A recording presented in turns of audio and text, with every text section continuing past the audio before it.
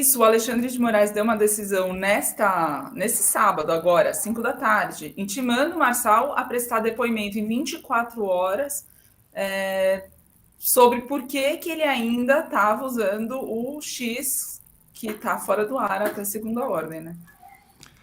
Exatamente. E o Alexandre de Moraes pode voltar a ser, muitas aspas, salvador da pátria. Porque a ameaça embutida nessa convocação para o Claro. Marçal prestar depoimento é que, se ele não comparecer, isso implica ele ir a Brasília, sei lá onde, né, ir para a justiça em vez de ir para a boca de urna, ele pode ter a candidatura cassada pelo Alexandre de Moraes.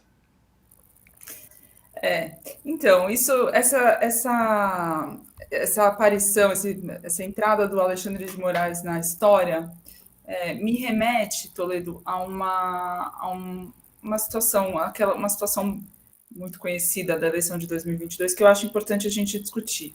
Porque tem esses efeitos jurídicos, e você estava inclusive explicando que bom, depois a gente entra nas hipóteses legais né, de responsabilização do Marçal sobre isso. Mas em 2022, uma semana antes da eleição, no sábado anterior, o Roberto Jefferson dá tiros com um fuzil na viatura da Polícia Federal que tinha ido até a casa dele no interior do Rio de Janeiro, resistindo a uma ordem de prisão, passa a tarde inteira lá, trocando tiro e granada com a Polícia Federal, com a Polícia Civil, que depois é reforçada por, enfim, outros agentes. Não, acho que era a Polícia Militar. Polícia Militar. Não, mas os agentes feridos eram federais, né? Que É que entraram na casa. começa vindo a polícia do estado, depois eles mandam um Uhum. reforço com a Polícia Federal, enfim. Acontece esse episódio, no fim das contas ele acaba se entregando, é preso e fica preso um bom tempo, enfim, perde direito político. Tá, ok. No sábado anterior ao primeiro turno efetivamente, que foi o que seria equivalente a hoje, tem aquele episódio da Carla Zambelli que pega uma arma e sai correndo atrás de um eleitor do Lula, né? Ameaçando ele, e alguém, enfim, os seguranças correndo atrás e tal. Tanto Roberto Jefferson como Carla Zambelli foram processados por causa desses episódios. Depois, a justiça, no seu ritmo, deu respostas a essas duas situações. Porém, politicamente, o efeito disso foi avaliado no ato e foi avaliado pelo próprio Jair Bolsonaro, à época candidato à reeleição, que culpou tanto Roberto Jefferson quanto Carla Zambelli pela derrota, porque os 2 milhões de votos que ele perdeu na capital paulista em 2022 em relação a 2018 eram suficientes para ele ter ganhado do Lula naquela eleição. E ele não tanto atribuiu a Carla Zambelli e ao Jefferson também, mas a Carla Zambelli, aquele episódio, que passou a excluir ela imediatamente de todo o palanque, jantar, encontro, reunião do grupo político dele. Ela entrou no ostracismo a partir desse momento. Por que eu estou falando desses casos? Porque esses atos kamikazes de candidatos, de políticos, em véspera de eleição, que jogam para tudo ou nada, que vão que decidem que não vão respeitar a lei para ver se conseguem com isso mais votos. No caso da eleição passada, o tiro saiu pela culatra, deu errado, né? Então, eu acho que tem um impacto político e eleitoral para a gente medir desse ato do Marçal, que, enfim, as pesquisas não mostram ainda, porque é isso, né, Toledo?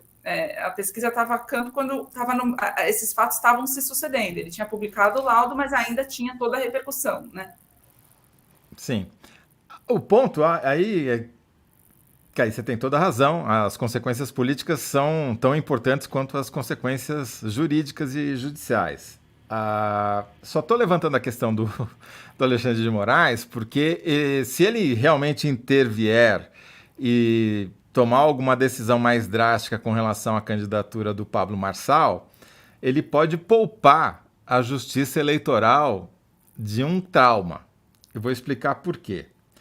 A pesquisa Datafolha está dando um empate triplo.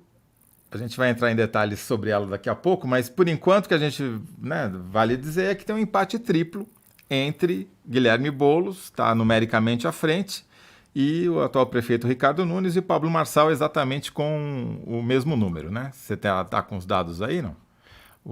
Em votos válidos, que é como vai aparecer na urna, o Boulos aparece com 29, o Nunes e o Marçal com 26.